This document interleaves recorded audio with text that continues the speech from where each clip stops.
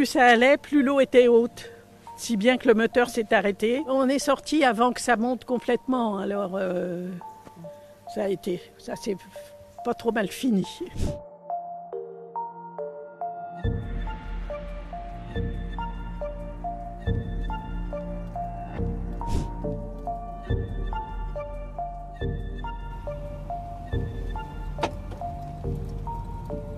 Il y avait un peu d'eau sous le tunnel. Au début, ça allait. J'ai commencé à rouler. Je pensais que ça allait être partout pareil.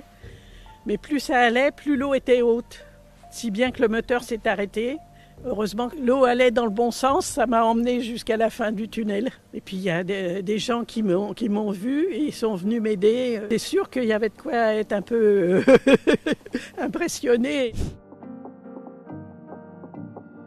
L'eau arrivait en grosse quantité au niveau des barrières, on ne voyait même plus les barrières. Et puis l'eau était, je pense, à cet endroit-là, puisque moi c'était au-dessus de moi et je n'avais pas pied, c'est-à-dire en nageant je n'avais pas pied.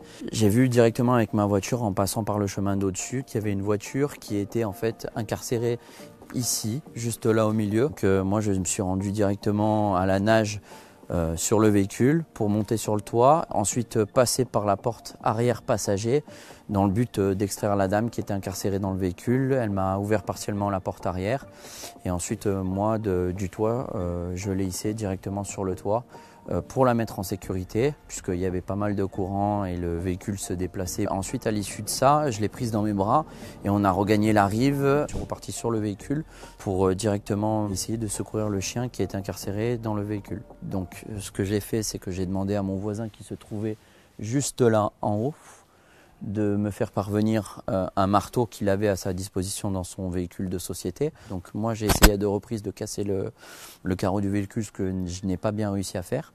Donc j'ai demandé qu'il m'envoie une disqueuse portable et moi de là j'ai pu disquer en fait le carreau directement avant de la voiture côté passager. Je suis rentré dans le véhicule, à ce moment-là les pompiers sont arrivés. J'ai demandé qu'ils m'envoient le triangle d'évacuation des pompiers qu'ils ont l'habitude de mettre sur les personnes, c'est un harnais.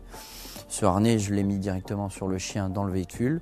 J'ai serré avec les mousquetons et puis j'ai demandé aux pompiers de directement lever le chien par l'extérieur pour pouvoir le suspendre à travers les flots et directement le mettre en sécurité. Moi, je ne me suis pas posé la question parce que tout de suite, j'ai vu la dame qui était en détresse dans la voiture, qui tentait de sortir de par tout moyen. À l'avant, elle n'arrivait pas à sortir, il y avait trop de courant. À l'arrière, elle a vu qu'elle pouvait sortir, mais si elle sortait toute seule, elle se serait fait emporter en direction de la mer.